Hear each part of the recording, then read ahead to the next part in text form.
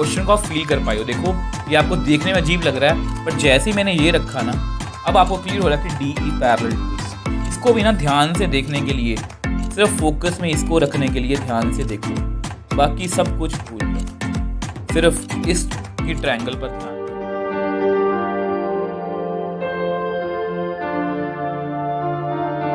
Hello students, कैसे हो आप सब? उम्मीद करता हूं आप और आपकी जो स्टडी है वो बहुत अच्छी चल रही है। आज की वीडियो में हम एक्सरसाइज 6.2 के 4th क्वेश्चन को जो है वो डिस्कस करने वाले हैं, और इसके जो पहले तीनों क्वेश्चंस हैं वो हम लास्ट वीडियोस में डिस्कस कर चुके हैं। इसकी एग्जांपल्स, इसका बेसिक पार्ट, वो सब कुछ हम डिस्कस कर चुके हैं। इन सभी वीडियोस का लिंक आपको नीचे डिस्क्रिप्शन बॉक्स में मिल जाएगा।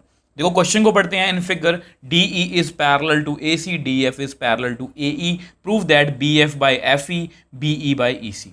तो जितने भी ऐसे क्वेश्चंस हैं नॉर्मली बच्चों को ये मुश्किल लगते हैं, और मैं आपको बता देता हूँ अभी से। 4th की डायग्राम देख लो, 3rd की डायग्राम देख लेना, 5th की डायग्राम देख लेना, वो इससे भी खतरनाक है। मतलब वो डायग्राम वो आपको देखने में खतरनाक से मतलब आपको मुश्किल लगती है, बट एक्चुअल में वो होती नहीं है। वो जस्ट एक वो होता है ना, नज़रों का धोखा होता है कि वो जस्ट आपको कंफ्यूज करने की कोशिश करते हैं। यहाँ पर भी सेम ही है। तो मैं हमेशा से बोलता हूँ कि ऐसे क्वेश्चंस बहुत इंपॉर्टेंट होते हैं, बहुत ईजी हैं। जस्ट आपका जो मैंने आपको बीपीटी थ्योरम का बताया ना, बस आपको ये क्लियर होना चाहिए, इसका कन्वर्स और बीपीटी थ्योरम, ठीक है। और इसमें कुछ भी समझने को नहीं है। क्वेश्चन को पढ़ते हैं, क्योंकि पैरेलल की बात हो रही है। गिवन लिखते हैं, पहले डायग्राम आपके सामने है तो गिवन लिखते हैं। गिवन क्या है? D E is parallel to A C and D F parallel to A, और साथ में लिख लिया करो टू प्रूव। लिखना क्यों है? देखो ये दोनों चीज़ें ना लिख के आपके दिमाग में ये पिक्चर क्लियर रहती है। पहली बात तो B F by F E को देख के आपके दिमाग में ये हमेशा रहेगा कि भाई हमें यहाँ तक पहुँचना है, ठीक है। और इसको देख के ये रहेगा कि भाई इसका हमें यूज़ करना है, ठीक है। और मैं आपको हमेशा बोलता हूँ कि देखो मैं आपको हमेशा बोलता हूँ कि बीइंग अ टीचर मुझे इसका सोल्यूशन देना कोई मुश्किल नहीं है। मैं 1 मिनट में ये क्वेश्चन जो है वो सॉल्व करके दिखा सकता हूँ,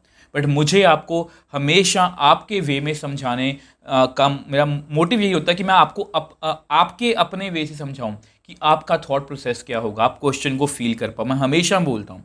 तो देखो डी ई, पहले डी ई को थोड़ा सा देखते हैं। ये डी ई है, ठीक है, ये ए सी के पैरेलल है। अब ये आपको देखने में दिक्कत ना आए तो ये देखो, अब सब कुछ बाकी देखो, ये इसलिए मैंने बनाया ये ना, ये ब्लू लाइन और ग्रीन लाइन जो ब्लू लाइन और रेड लाइन है, ये आपको मतलब कि थोड़ा सा वो बोलते हैं नज़रों का धोखा देने की कोशिश की गई है। अब इसको देख के देखो, अब फोकस सिर्फ जो है वो डी ई पर रखो। अब देखो in triangle A B C, in triangle A B C, अब डी ई जो है वो पैरेलल टू ए सी है, ठीक है। अब इसको एक बार लिख लेते हैं। अब ये आपकी साइड बी है, ठीक है, ये डी है, ये ई है, ये ए है, ये सी है। अब हमेशा की तरह इसको मैं उठा लेता हूँ। लो जी, अब D E parallel to A C है, ठीक है। मैं लिख देता हूँ D E is parallel to A सी।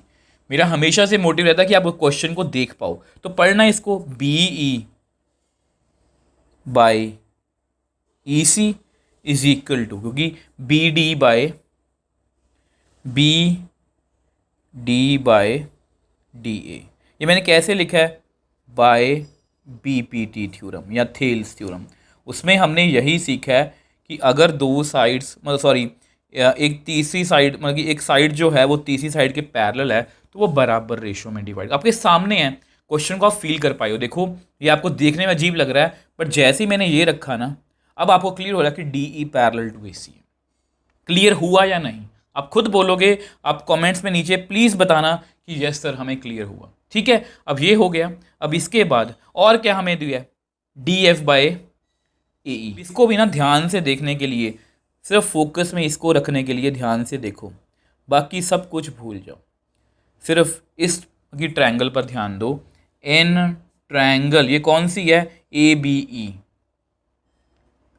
अब ध्यान से देखो, छोटी सी ट्रायंगल में डी एफ जो है वो पैरेलल है ए ई के।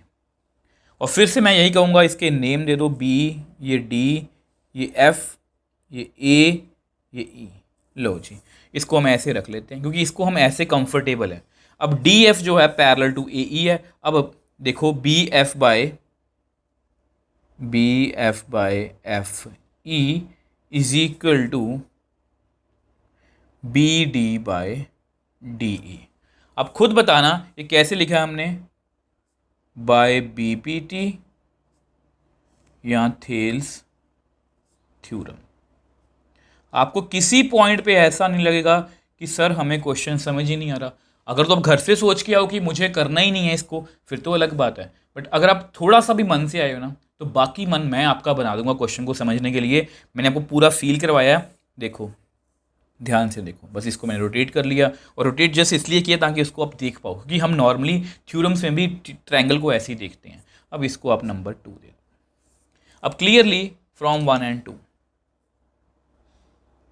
From 1 and 2। अब देखो ऐसा नहीं है कि, देखो ध्यान से देखो, B E by E C है, ये B D by D A के इक्वल है, B F by F E इसके इक्वल है। आपको पहले भी बहुत बार बताया है, एक्स इज इक्वल टू 5 है, y इज इक्वल टू 5 है। इसका मतलब x और y भी आपस में इक्वल है।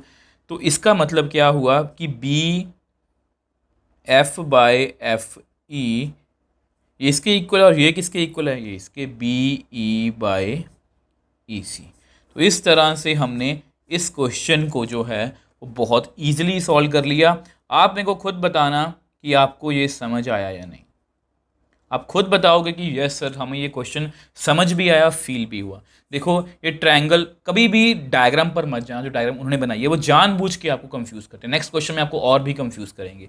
तो जस्ट ये मेरे एफर्ट्स हैं कि पहले मैंने आपको ये दिखाया कि जस्ट आप सिर्फ वही देख पाओ जो मैं आपको दिखाना चाह रहा हूँ। मैं सिर्फ आपको डी ई और ए सी का दिखाना चाह रहा था, वहाँ से मैंने ये लिख लिया।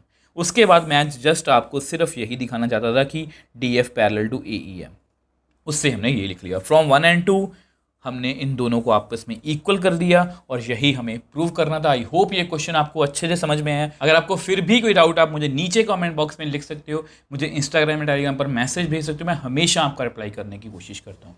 अगर आपको वीडियो थोड़ी सी भी हेल्पफुल लगी है तो वीडियो को अपने क्लासमेट्स के साथ, अपने फ्रेंड्स के साथ शेयर कीजिए, और इस चैनल को सब्सक्राइब कीजिए।